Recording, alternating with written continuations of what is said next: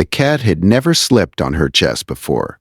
In 8 years, not once. Avila Rondell was a court reporter. She had spent 2 decades transcribing other people's heart attacks, divorces, and tax fraud cases. She did not pay much attention to her own body. She was 46. She walked to work. She did not have time for whatever this was. Her cat was a black domestic shorthair named Oxide, a former feral, the kind of cat who had taken a year to even let Avila touch his back. He slept at the foot of the bed, always the foot. On a Sunday night, Oxide jumped onto Avila's chest at 11:14 p.m. and pressed his face against the left side of her sternum. She laughed. "What are you doing?" She tried to move him. He resisted. She let him stay because it was midnight and she was tired. She fell asleep with the weight of him on her chest. She woke at 4:17 a.m. with her heart skipping. Not racing, skipping.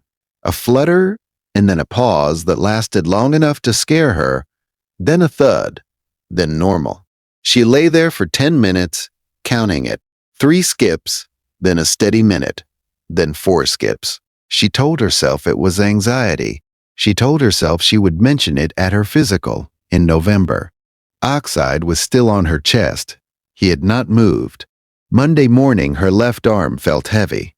Not painful. Heavy. She made coffee. She told herself she had slept on it wrong.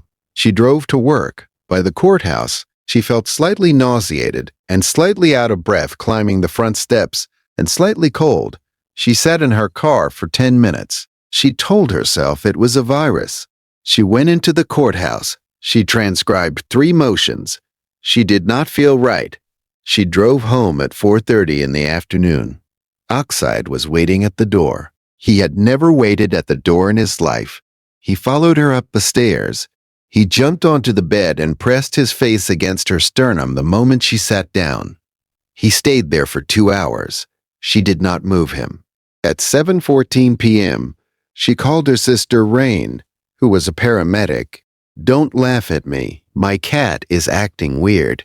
Rain did not laugh. Rain asked 4 questions and then said the words, "I'm coming over," and then said the words, "Call 911 first."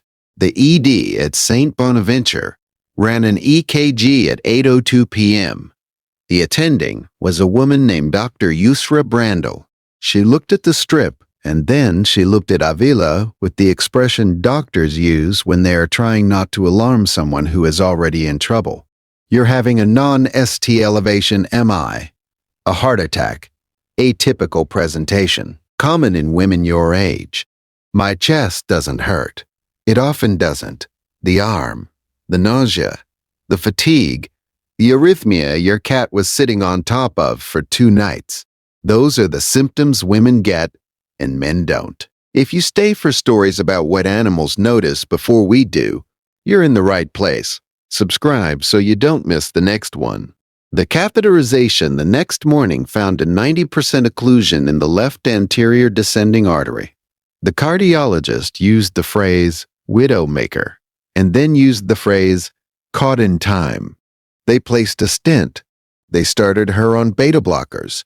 They told her 3 different things about her cholesterol and 1 specific thing about her stress level.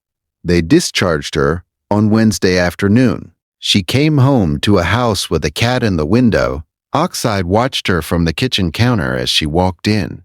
He did not move. She put down her bag and sat on the kitchen floor with her back against the cabinets. She had not cried in any of the hospital rooms.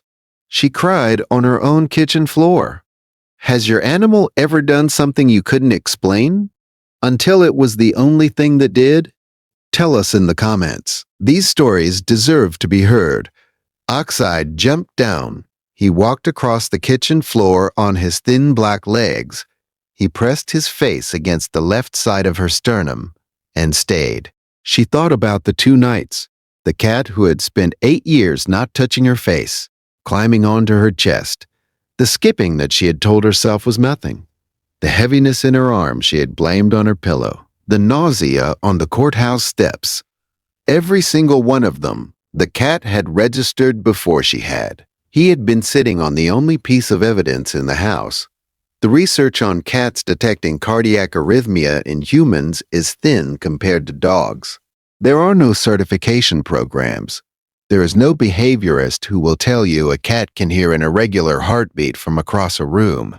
There is just the cat and the silence he was lying on top of, and the woman who almost waited until November. Every guardian deserves to be recognized, even the ones who spent a year before they would let you touch their back. If stories like this matter to you, subscribe so you never miss the next one. Avila slept that night with oxide on her chest. The skipping was gone. The stent was holding. The beta blockers had slowed her pulse to a slow, steady, ordinary thing. She felt his small weight rise and fall with her own breathing. She did not move him. Tomorrow there's another one, about a Labrador who refused to let a father carry his newborn down the stairs.